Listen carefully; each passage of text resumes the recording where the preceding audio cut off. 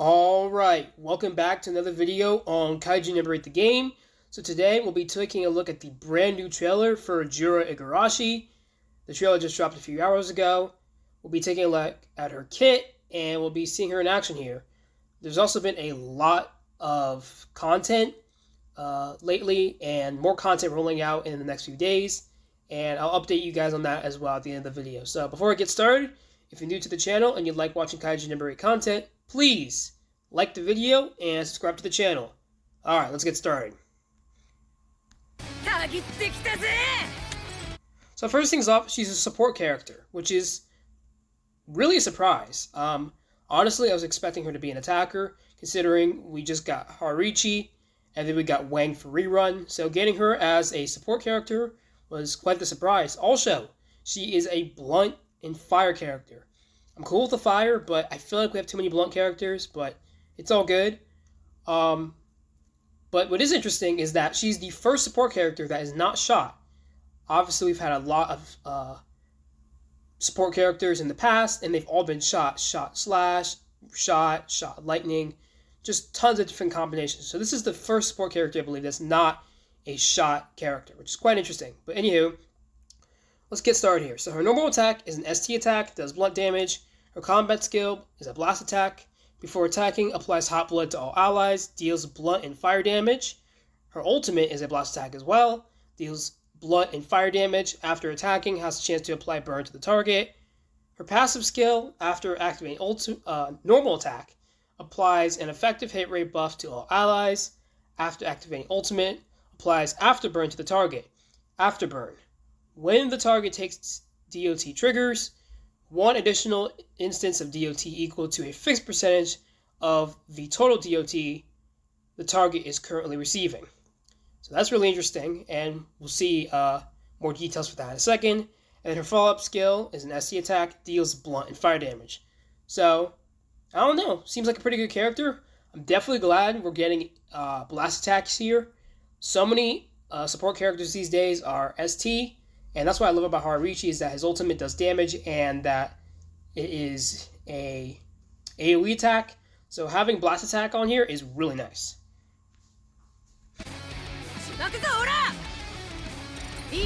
Alright, so her combat skill. Before attacking, applies hot blooded 2 turns to all allies. So what is hot blooded? Let's find that out.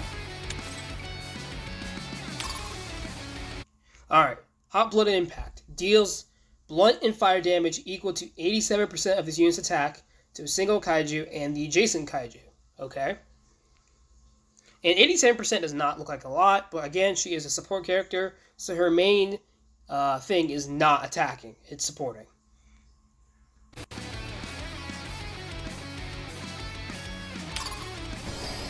Alright, hot-blooded. Targets damage dealt, plus 34.6% attack, 27% speed, 34.6% attack, 27% speed, plus 27%, and speed plus 22. My bad, I got that mixed up. So that's actually a lot of buffs for a single skill, which is really, really nice. That is actually huge.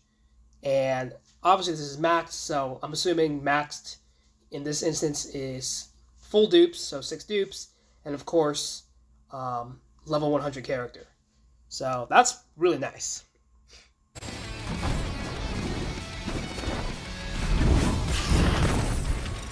That was pretty cool. Alright, ultimate. Deals blunt and fire damage equal to 223% of this unit's attack to a single kaiju and the adjacent kaiju. So again, 223 is not a lot, but it's all good. You know, she's a support character, so damage is not her main thing anyway, so that's totally fine.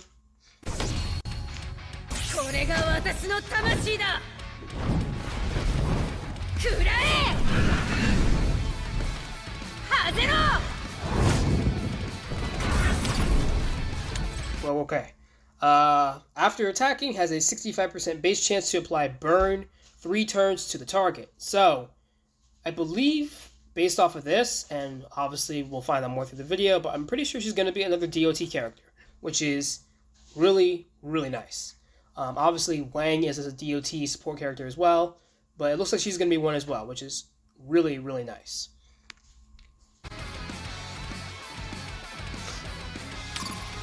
Alright, Burn, after turn arrives, takes fire DOT, so DOT right there, equal to 80% of the applier's attack. So, 80%, that's not too bad. And then Burn, I'm assuming that's just like every other character we have that has burn effects like Christmas card Minase as well. So that's pretty cool.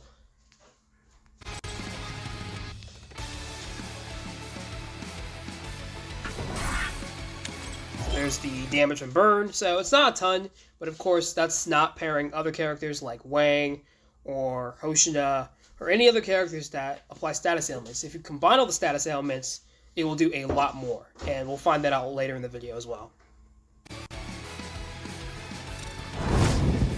Alright, passive skill, maxed. After activating ultimate, applies afterburn 3 turns to the target. So that is really nice as well, and since it's the passive skill, you know, there's nothing that you can really max out on it, so everybody should have that.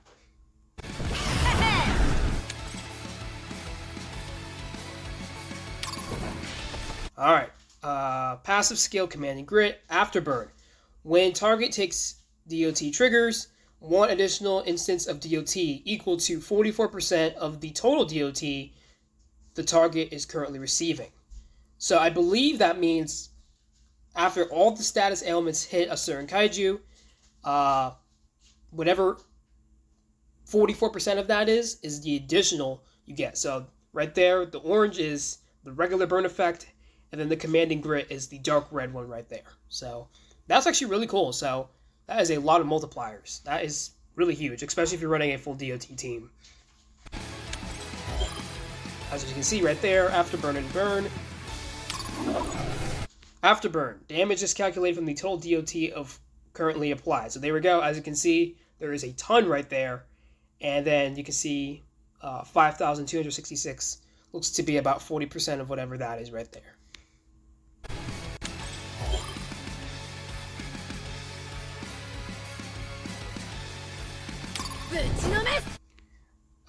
Next passive skill, after activating normal attack, applies effective hit rate 24.2% 2 turns to all allies.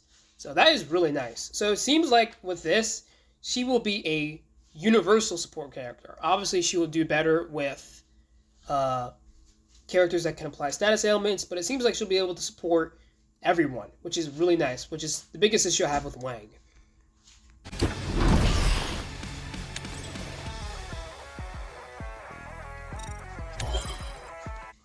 Alright, so this is Ascensions.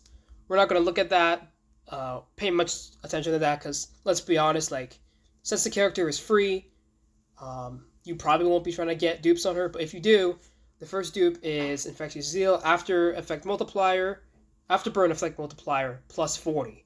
So that is actually pretty huge, if you want to go for that dupe, but I wouldn't necessarily recommend it, but of course I'll have to test out the character to give you guys a more detailed answer on that.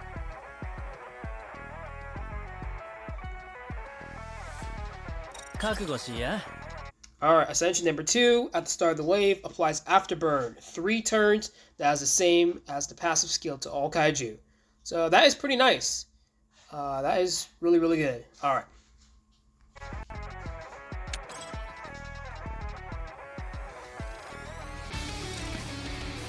Alright, so here's all the dupes. Dupe 1, Afterburn effect multiply plus 40, we just saw that. Ascension number 2, at the start of the wave, applies Afterburn, 3 turns, as the same as the passive skill to all kaiju. And then, the third dupe is just skills, you know, that doesn't really matter. Ascension 4, Burn applied by ultimate, will only apply to all kaiju at the start of the wave. Has a 65% base chance to apply Burn 3 turns with the same effect as ultimate to all kaiju. Ultimate, passive skill, and then 5 is just extra dupes, and then, extra skills, and then 6, Afterburn applied by passive skill will apply to all kaiju, which is pretty lit actually. When an ally attacks a kaiju that already has a debuff or status ailment, the allies attack plus 30%. So that 6 dupe is actually really, really nasty. Not sure if it's worth summoning for, because it is the last dupe, so you gotta get a total of 7 copies of her. Technically 6 because the first one's free. but that's something to keep in mind. Personally, that first dupe looks, promising. I would say, right now, the best dupe is probably the first one if we're going for, a budget player, because you only have to summon for her once. And maybe the second one, but definitely the first. The sixth one is really nice, but I probably wouldn't spend that much gems on getting it, just because there's going to be better characters in the future, and getting 6 dupes is quite a challenge. So. And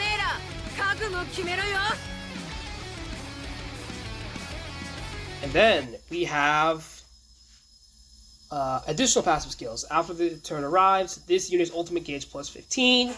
And then when an ally attacks a kaiju in afterburn state, this ally's death penetration rate plus 18. That is actually really huge. That is really, really nice. And everybody can get that. You just have to get the character to level 60. And then when this unit's effective hit rate is 70% or more, all allies' DOT damage multiplier plus 20. So right off rip, it definitely seems like the best set for her is going to be the Fungal Type B set, just because of the buffs you get from the status ailments and everything else.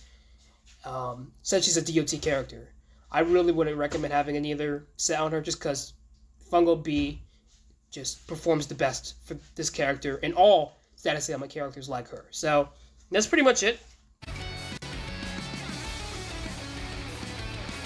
Alright, and of course she is free. So a free copy coming to all players on the 20th.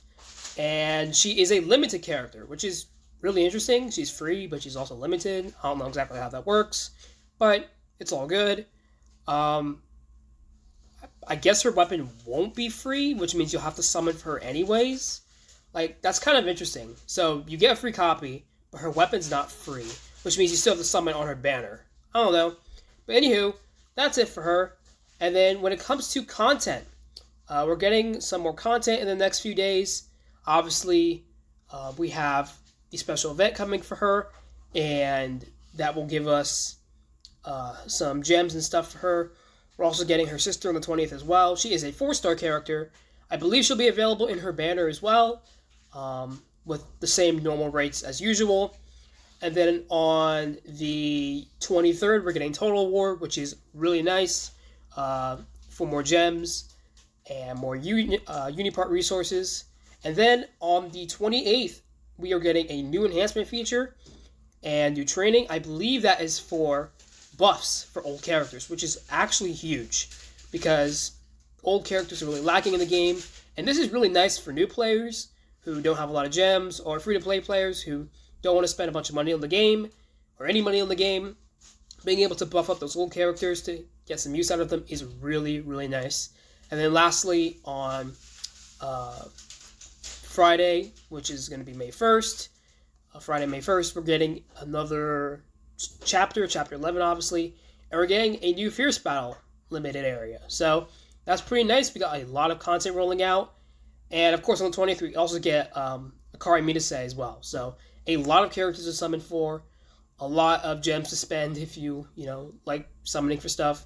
I'll probably make another video on what are the best characters to summon for, just because there's so many, and I'll go into detail for that. So that pretty much wraps it up for today. If you enjoyed today's video, please make sure to like the video and subscribe to the channel. Thank you for watching, and I'll see you all in the next video. Have a great day.